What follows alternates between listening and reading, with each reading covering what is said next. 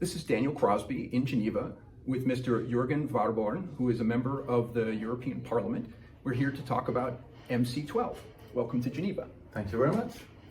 So first, we'd like to introduce the Friends of Multilateralism that's hosting this interview. The Friends of Multilateralism was established in 2016 as a group of independent trade experts, senior officials, and practitioners who came together to advance the idea of multilateralism. So that's why we're here at MC12, to advance the idea of multilateral trade. And with that, I'd like to pose a few questions to you. So first, we're interested in knowing what your agenda is, what you'd like to see as an outcome of MC12, and what you see as a success of this Ministerial Conference that we're hosting in Geneva now. Well, thank you for having me, first of all. So I'm a Swedish member of the European Parliament, and as a Swede, we really see the benefit of a multilateral system, a rules-based system. So WTO is, of course, crucial for us because we are not the biggest country, so we need to negotiate together with others and to have a rules-based system, basically. We're also very, very dependent on trade. About 50% of our GDP comes from international trade. So, of course, we need to have a system in Sweden, as we do in the entire Europe and the entire world, I would say, that makes trade flow, because that builds prosperity for us all, I'm sure. And now, of course, I'm here in Geneva for MC12 to discuss with ministers and with NGOs and with business people about the situation we have. And of course, there are a lot of concerns at the moment. I hope that some of them will be solved this week. Well, one of the ongoing concerns expressed by the Director General herself and by a really broad coalition of observers here is, why can't we achieve the WTO reform that members, heads of state have been asking for a very long time? What's your view as to whether we should continue waiting for someone else to propose and everyone agrees on this consensus basis? If we can't do that, how do we even talk about the necessary reform in this organization? Well, the issue of a WTO reform is, of course, the most important and the most pressing of all the discussions we have this week. And I really hope that we will come forward with some kind of decisions. And I hope it will be a consensus decision that everyone stays behind. Unfortunately, it might not be the result.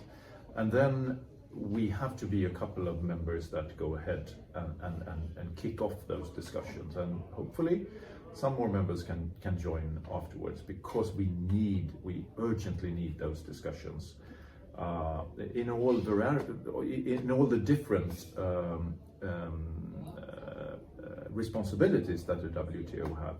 The negotiation part, the monitoring part, and the dispute settlement part. In all those, we need to see a new, modernized WTO that is up to date with the world as it is today.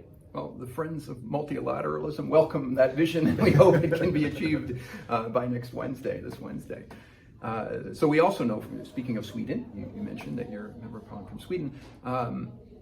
Sweden is very good at supporting civil society and encouraging debate and getting input. And so just to ask how you think groups like the Friends of Multilateralism and others who believe in this can notch it up a level and help more.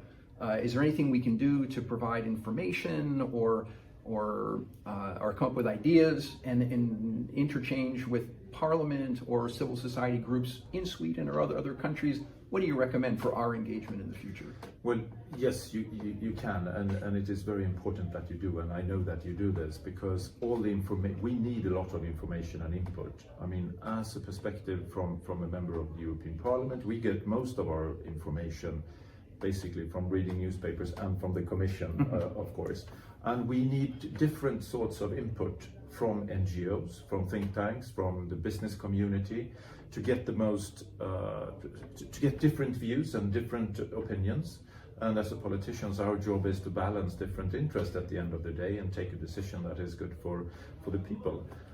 So we need your advice, your knowledge, and your input, and that is really valuable. And I'm really happy that we have had these discussions today, and that I'm sure we will continue to have in the future. Well, we welcome the invitation, and we'll take you up on it, I'm sure, Very good, as the very Friends good. of Multilateralism.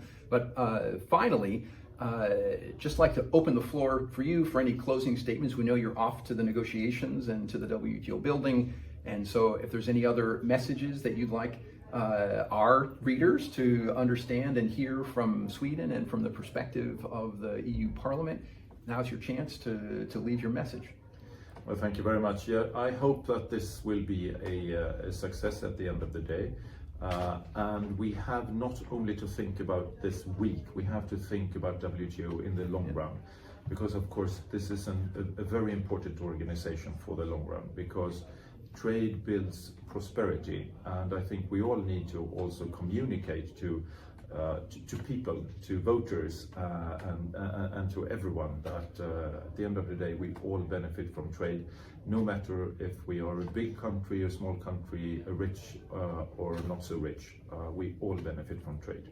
Well, we certainly welcome that message and applaud your support for all of those important aspects of the WTO and for its reform.